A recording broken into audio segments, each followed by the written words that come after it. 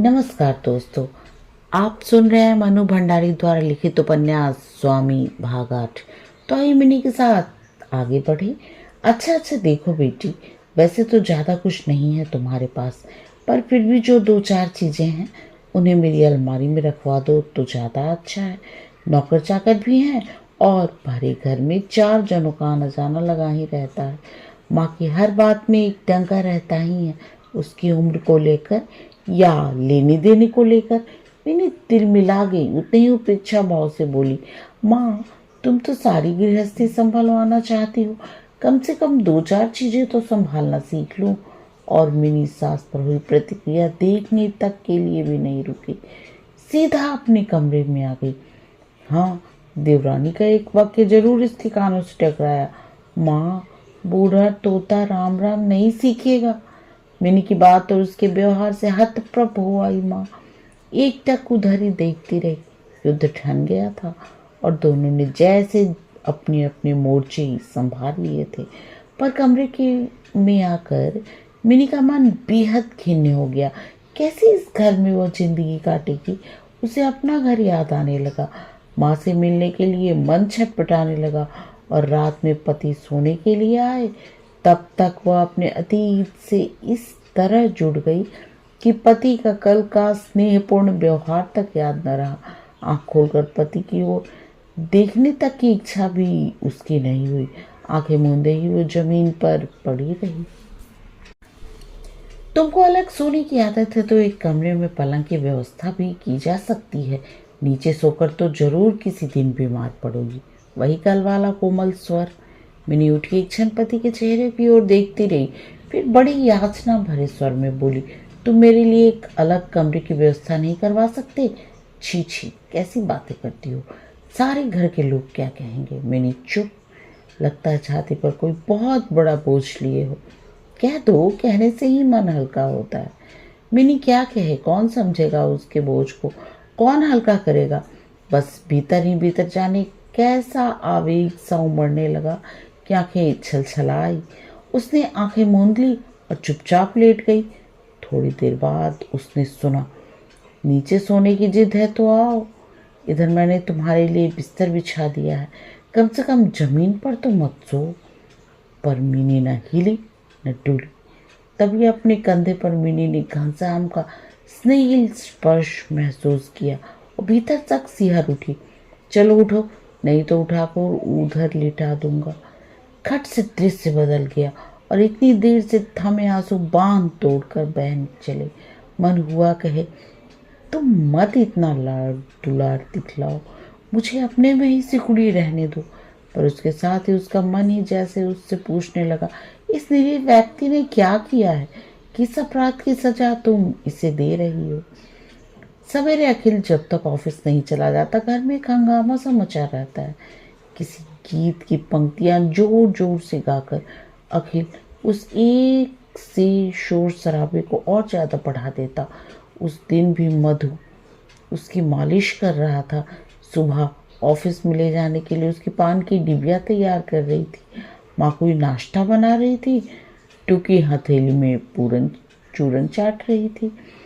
अखिल ने पूछा, टुकी मेरे कपड़े तैयार हो गए? नहीं, कपड़े प्रेस नहीं किए अभी तक, तो पहन कर क्या जाऊंगा?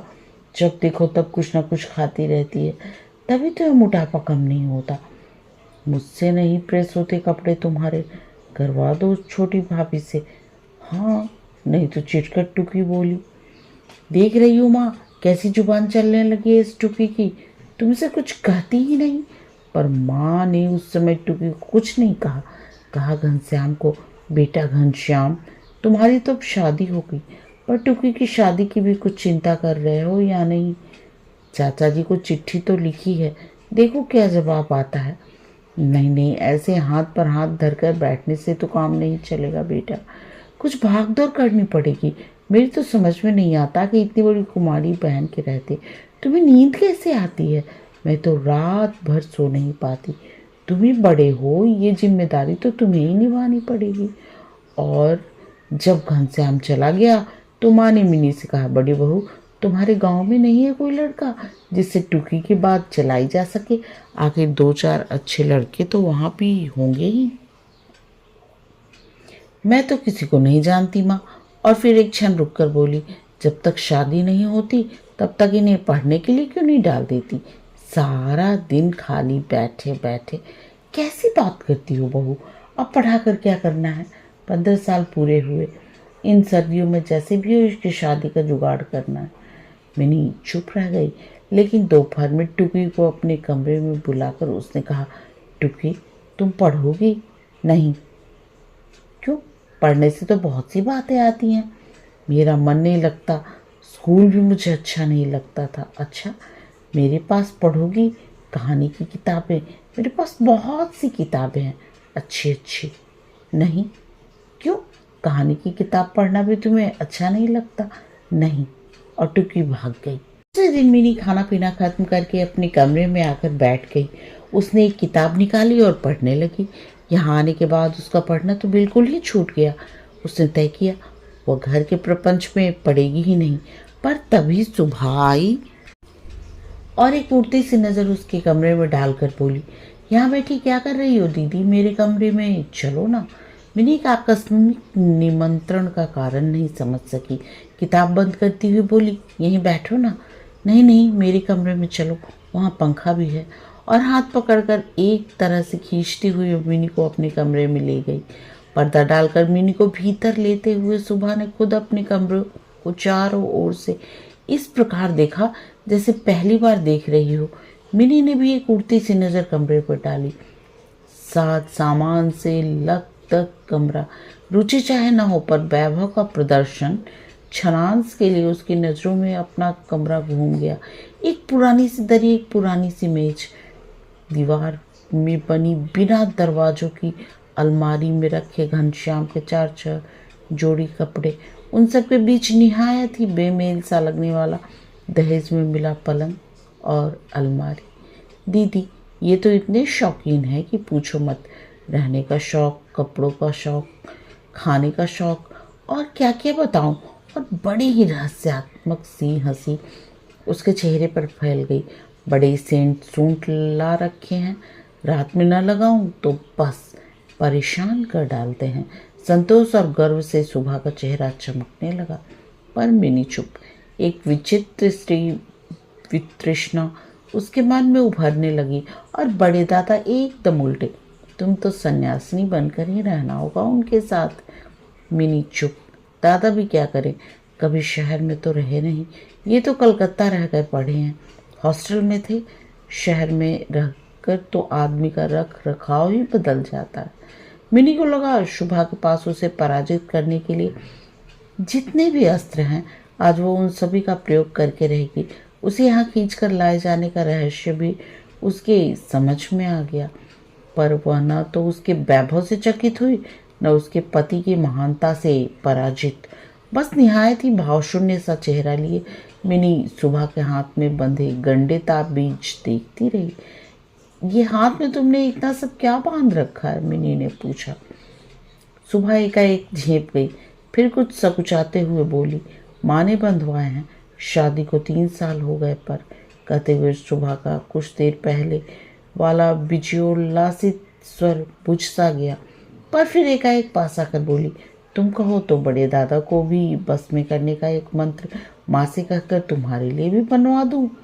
और फिर वह ऐसे व्यंग्यात्मक ढंग से मुस्कुराई कि मिनी भीतर तक अपमानित हो उठी। तुमने क्या गंडे ताबीज के जोर से ही अखिल बाबू को बस में कर रखा है? और एकाएक ही उठते हुए बोली, अच्छा अब चलूंगी, और थोड़ी देर तो रुकिए ना। कि आग्रह को अनसुना करते हुए वह कमरे में लौट आई। कमरे में घुसते ही कमरे की दयनीयता और दरिद्रता नए सिरे से उसके मन में चुभी। पर इससे भी अधिक तीखी और गहरी चुभन को भीतर ही भीतर तिलमिला दे रही थी घनश्याम के प्रति घर वालों का इतना अन्याय। एक ही घर में 2 भाई, एक की हाजिरी बजाने और उसके लिए सुख सुविधाएं जुटाने को सारा घर लगा हुआ है, तो दूसरा कब खाता है, क्या खाता है, ये देखने की भी किसी को फुर्सत नहीं। वह रात दिन इस घर के लिए खटता है, पर उसके लिए 2 क्षण को भी खटने को तैयार नहीं। और मिनी ने आकर ही क्या किया? घनश्याम के प्रति अपनी बेरुखी और उदासीनता से सास ननद को सब कुछ करने की छूट नहीं देती। एकाएक उसे लगा जैसे रात दिन होने वाले इस अन्याय में उसका भी कहीं हाथ है, और यह ख्याल आते ही उसका अपना मन ही उसे धिक्कारने लगा। अनायास ही उसकी आंखों में आंसू आ गए। नहीं, घर वाले के इस अन्याय को वो अब एक दिन भी बर्दाश्त नहीं करेगी। उस दिन सवेरे सवेरे मिनी तरकारी काट रही थी और सास अकेले के लिए चाय बना रही थी। तभी पति देव की आवाज़ सुनाई दी, माँ कुछ खाने को दे सको तो अच्छा हो, आज मुझे अभी ही जाना है और लौटने में शायद रात हो जाए। सास का हाथ जहाँ का तहाँ रुक गया। स्वर में बड़ी बेबसी से घोल कर बोली, इस समय खाने को क्या दूंगी बेटा, जल्दी जाना था तो पहले ही बोलना था। अच्छा माँ ठीक है, कोई बात नहीं, मैं वैसे ही चला जाता हूँ। और वह जैसे आया था वैसे ही लौट पड़ा। पर मिनी के लिए बैठा रहना असंभव हो गया। तरकारी जहाँ की तहाँ छोड़कर सास के पास आकर उसने पूछा, माँ कल वाले रसगुल्ले कहाँ गए? चेहरे पर अपार विस्मय पोत कर सास बोली, कैसे रसगुल्ले, कौन लाया था रसगुल्ले? मिनी आज चुप रहने वाली नहीं थी। क्यों, कल बोस परिवार के यहाँ से पेट भरकर रसगुल्ले आए थे, उसमें से क्या 2-4 भी नहीं बचे? कैसी बातें करती हो बहू, वे थे ही कितने, कल ही सब खत्म हो गए। पर मैंने तो कल ही इनकी थाली में एक रसगुल्ला तक नहीं देखा। इतनी ही खोजबीन रहती है बहू तो घनश्याम का खाना पीना तुम अपने ही हाथे वो क्यों नहीं करती? वो बेचारा भी तो जाने कि उसकी बहू आई है। तरकारी छोड़ी जहाँ की तहाँ छोड़कर मिनी दनदनाते हुए अपने कमरे में आ गई। अपमान से उसका चेहरा स्याह हो गया। दोपहर में ननद ने आकर कहा, भाभी चलकर खाना खा लो, मुझे भूख नहीं है, तुम लोग खा लो। किताब पढ़ते पढ़ते ही मिनी ने जवाब दिया। थोड़ी देर में ननद फिर आई, बोली, माँ तुम्हें उधर बुला रही है। बड़े अनमने ढंग से मिनी उठी और भीतर गई। देखा सास देवरानी उसकी प्रतीक्षा में बैठी। तुम खा क्यों नहीं रही हो बहू, क्या हुआ? टोरी पर 3-4 बार डालकर सास ने पूछा। कहा ना मुझे भूख नहीं है, आप लोग खा लीजिए। आखिर भूख न होने का कारण तुम समझती क्यों नहीं माँ? आज जेठ जी बिना खाए गए हैं, दीदी कैसे खा लेंगी भला? व्यंग्सना परिहास करते हुए देवरानी बोली, ये तुमने कौन सा नया ढंग निकाला है बहू? जाते हुए मिनी पलट कर खड़ी हो गई। तीखी नज़र से उसने उन सब की ओर देखा। बहुत सह लिया, अब और एक बात भी वह नहीं सहेगी। इन लोगों ने उसे घनश्याम समझ लिया है, जो उल्टा सीधा सब कुछ कहती चलेंगी। इसमें नए ढंग की क्या बात है माँ? तुम क्या पिताजी से पहले ही खा लिया करती थी? और दनदनाती हुई मिनी अपने कमरे में आ गई।